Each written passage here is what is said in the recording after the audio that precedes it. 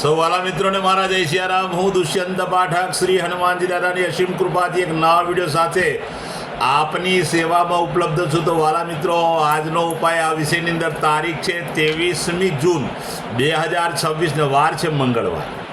હવે પંચાંગની વાત કરીશ તો પંચાંગમાં જ્યેષ્ઠ મહિનો ચાલી રહ્યો છે, શુક્લ પક્ષ ચાલી રહ્યો છે, હસ્ત નક્ષત્ર વર્યન યોગ છે, કન્યા રાશિનો ચંદ્ર અને મિથુન રાશિનો સૂર્ય છે। અશુભ સમયની જો વાત કરું તો યમઘંટ સવારે 9:06 થી 10:48 સુધી છે અને રાહુકાળ બપોરે 3:52 થી 5:33 સુધી છે। આ બંને અશુભ સમય કહેવાય। અશુભ સમયની અંદર શુભ કાર્ય શુભ યાત્રા ન થાય। શુભ કાર્ય અને શુભ યાત્રા કરવા માટે કોઈ સારું ચોકડિયું સારું મુહૂર્ત લેવું જોઈએ, જેમાં ઉત્તમ અભિજીત મુહૂર્તનો સમય બપોરે 12:02 થી 12:56 સુધી છે। આ સમયની અંદર તમે કોઈ પણ પ્રકારનું શુભ કાર્ય કરી શકો અને શુભ યાત્રાની શરૂઆત કરી શકો। વાલા મિત્રો, હવે વાત કરીશું આજના ઉપાયની। તો આજના ઉપાયની અંદર વહેલી સવારે સ્નાન કરવા બેસો, 3 ચમચી જેટલી હળદર પધરાવવાની નાવાના પાણીની અંદર। એ પાણીમાં હળદરને મિક્સ કરવાની, તે જ પાણીથી નાવાનું, ચોખ્ખું પાણી ઉમેરી શકાય, સાબુ શેમ્પૂનો ઉપયોગ પણ કરી શકાય। સ્નાન થઈ ગયા પછી કપડાં તમે પહેરી લો ત્યારે તમારે એક સફેદ કાગળ લેવાનું, એમાં અડધી ચમચી જેટલું સિંદૂર, એની પડીકી બનાવવાની, ઉપરના પોકેટના 24 કલાક માટે રાખવાની। બીજા દિવસે વહેલી સવારે પીપળાના ઝાડના મૂળમાં અથવા કોઈ પણ દેવ મંદિરે જઈને મૂકી આવવાની। આ કાર્ય પતી જાય ત્યાર પછી બિલકુલ સીધું સંધ્યાકાળે પશ્ચિમ દિશા તરફ મુખ રાખવાનું। શ્રી હનુમાનજી દાદાને એક કાગભૂષણની રામાયણજીનો પાઠ અને એક હનુમાન ચાલીસાનો પાઠ દાદાને અર્પણ કરવાનો છે।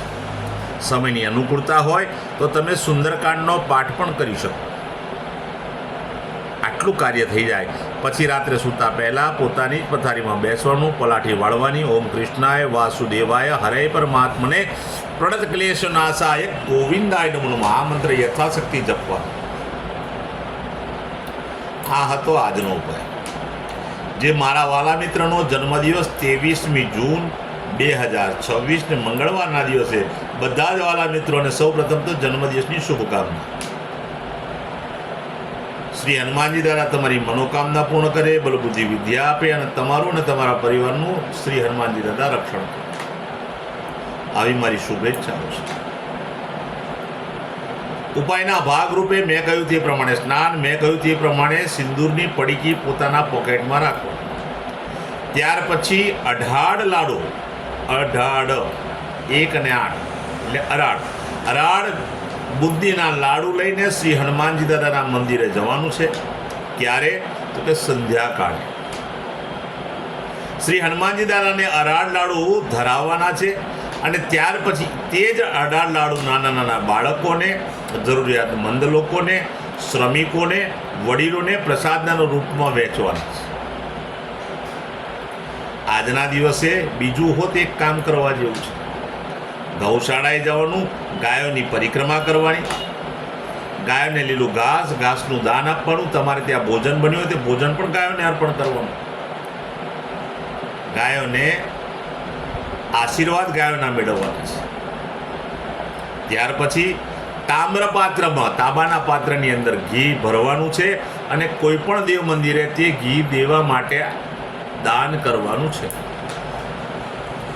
બસ આટલો નાનો ઉપાય આખું વર્ષ ઉત્તમ રીતે તમારું પસાર થશે।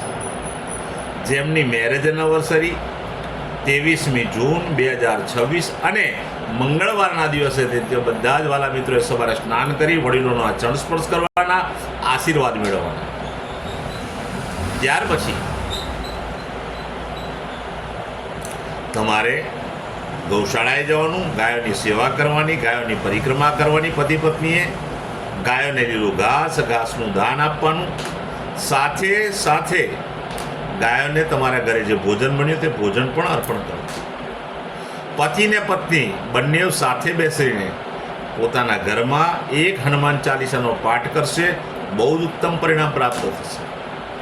ત્યાર પછી કોઈ પણ વૃદ્ધાશ્રમમાં, અનાથાશ્રમમાં, વિધવાશ્રમમાં કોઈ પણ જરૂરિયાતમંદ લોકોને, કોઈ પણ શ્રમિકને અથવા કોઈ પણ બ્રાહ્મણને તમે ઘઉંનું દાન કરશો, ચોખાનું દાન કરશો, ચોખ્ખા ઘીનું દાન કરશો, શાકભાજીનું દાન કરશો, ખાસ કરીને મીઠાનું દાન કરશો, બહુ ઉત્તમ પરિણામ પ્રાપ્ત થશે. મારા બધા જ વિડીયો યુટ્યુબ પર હોય છે. મારી યુટ્યુબની ચેનલનું નામ છે દુષ્યંત પાઠક. મારી ચેનલને સબસ્ક્રાઈબ કરવાનું ભૂલતા નહીં, બેલ આઇકન દબાવવાનું ભૂલતા નહીં. હું નિયમિત એક વિડીયો મૂકું છું અને એ વિડીયો જો તમે બેલ આઇકન દબાયેલો હશે તો તરત જ તમારા મોબાઈલ પર નોટિફિકેશન આવશે અને તમે મારો વિડીયો તરત જ જોઈ શકશો. એટલે પ્રાર્થના કરું છું, મારી ચેનલને સબસ્ક્રાઈબ કરજો. મારું ફેસબુક, મારું ઇન્સ્ટાગ્રામનું પેજ, આનું નામ પણ દુષ્યંત પાઠક છે. મારા પેજને ફોલો કરજો, લાઈક કરજો અને મારા બધા જ વિડીયોને શેર કરજો. કોઈ જરૂરિયાતમંદ વ્યક્તિ, કોઈ સંઘર્ષમાં ફસાયેલા વ્યક્તિને તમે જો વિડીયો શેર કર્યો છે અને એ વિડીયો એ જોશે તો એનું પણ ભગવાન ભલું કરશે. હું નિયમિત એક વાત પ્રમાણિકતાથી કહું છું કે મારો વિડીયો એકવાર જોવાથી કે એકવાર ઉપાય કરવાથી કોઈ પરિણામ નહીં મળે. આ બધી અંધશ્રદ્ધાની વાત જ નથી.